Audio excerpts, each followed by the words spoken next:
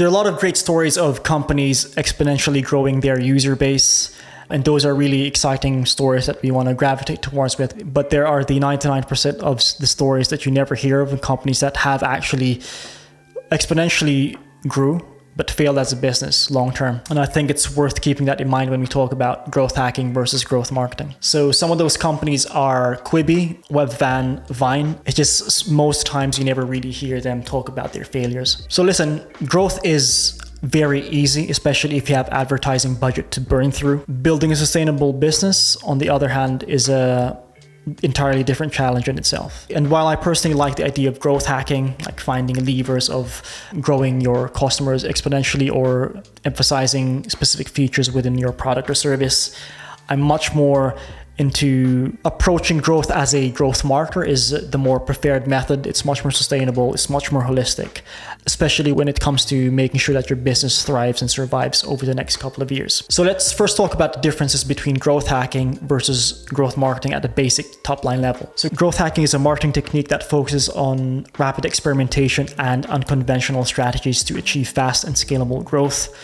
for a business. And then some kind of basic characteristics are: one, utilizes both qualitative and quantitative data to identify customer behavior and preferences. Two, implements cross-functional teams and combining marketing and product skills. Three, relies heavily on experimentation metrics, looking at metrics and rapid iteration. And then finally, you often use a growth hacking approach when you're an early stage startup or a pre-seed stage startup. As an early stage startup, rather than growing, you're either trying to validate the business, you're trying to see if there's demand, you're trying to find product market fit. The growth hacking approach makes a lot of sense in that environment. Now on to growth marketing. So growth marketing takes a more holistic, systematic approach to achieving sustainable business growth. Some characteristics of growth marketing are: one, using various marketing channels and strategies to drive the full funnel approach, whether that's looking at awareness, acquisition, activation, revenue, referral, or retention. Second is optimizing all stages of the customer journey, as we mentioned, and building a longer-term customer relationship. Third is implementing data-driven tactics for long-term scalable growth. And then four, combining brand marketing to differentiate from competitors with performance marketing to drive results. Number five, generally growth marketing is an approach that you use for a business that is a bit more established. You found product market fit, you're already profitable, you have a lot of organic demand already, and growth marketing complements that stage. Let's talk about the similarities of growth hacking and growth marketing. One is that they both aim to drive business growth through acquisition, retention, and monetization. Second is they rely heavily on data and experimentation to achieve their goals. Third, they use agile processes, encouraging testing, iteration, and continuous improvement. And now let's talk about the differences. Number one, growth hacking focuses on rapid, often risky tactics for short-term gains, while growth marketing employs sustainable strategies for long-term growth. Second, growth hackers prioritize growth at any cost, sometimes neglecting brand building, while growth marketers balance acquisition and crafting a strong brand proposition, building a long-term relationship with the customers. Third, growth hacking relies more heavily on technology, automation, and product user experience, while growth marketing incorporates much more of a traditional marketing approach, where that includes competitor analysis and understanding the broader business. So there's more of a business hat that you wear on as a growth marketer, whereas a growth hacker, you're much more laser focused in growing specific metrics. And then finally, number four, growth hacking is more commonly used by startups and small agile teams, while growth marketing is typically used for businesses of all sizes, and more often than not, businesses that are already established and are profitable and has organic demand. So we know the similarities and differences between growth hacking and growth marketing.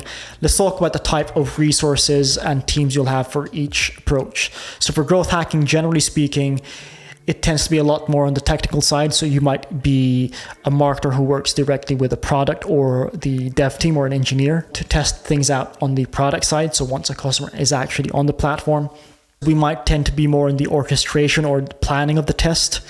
And as opposed to growth marketing, very likely you'll be leading the test as well, but you're going to be a lot more cross-functional, right? You're going to be working with data teams, potentially product engineering as well, cross-collaboration with marketing teams or creative designers or a UX or UI person. If you're a growth marketer in the business, you're more likely to borrow resource from the different teams than build your own one out, unless you're a company that's probably in the S&P 500 and you're very senior where you can actually build out your own team. That would be the ideal situation. But very likely you'll probably borrow resource instead of building out your own team. So to close off the video, what is the right avenue or approach to choose as a business? Should you go with the growth hacking approach or go with the growth marketing approach? Now, my answer would be very nuanced depending upon the stage of the business and depending upon the team breakdown, what resource you have within the company. But generally speaking, growth hacking is great for early stage startups. You're trying to be a bit more scrappy with growing your customer base, for example, where the speed of learning and gaining insights is a lot more important. Growth hacking is much more relevant. Whereas growth marketing, it's much better if you have a much more cross-functional team where they can both collaborate for the overall growth of the business beyond just customer acquisition, right? Maybe you want to increase retention. In that example, you might have a performance marketer driving acquisition, but then have a product marketer who focuses much more on the retention play. Growth marketing tends to be a better choice for longer term growth, right? Because you're thinking of the full funnel journey of the customer, from awareness to acquisition to activation to retention, revenue, and referrals. So it's not just acquisition focused. You're not usually focused on one metric. You're trying to grow multiple metrics or key performance indicators at the same time. That relates back to the business needs at that time. So the last point I want to make is I would generally choose the growth marketer's hat or the growth marketer's approach, but have a sense of a growth hacking mentality as well, especially if it's tied to a specific channel, right? Thinking outside the box of metrics that you want to improve upon, but make sure that you always tie it back to sustainable growth rather than growing a metric just for the sake of it. The end goal here really is to know to dynamically change the hat that you're wearing depending upon the business need for that specific time or that specific stage. And I'll be honest, it's a very tough responsibility to balance. Hence, you want to be data-driven, right? You want to be able to see what's happening on the product side. You want to see what's happening on the marketing side. And then more importantly, you want to understand what's happening from a business point of view, right? You want to be commercially minded. You want to ask the founder or the stakeholder team, seeing what are friction points happening in the business, not just internally as a business, but more importantly, externally as well. Thank you for watching the video. Hope you found value. Till next time. Peace.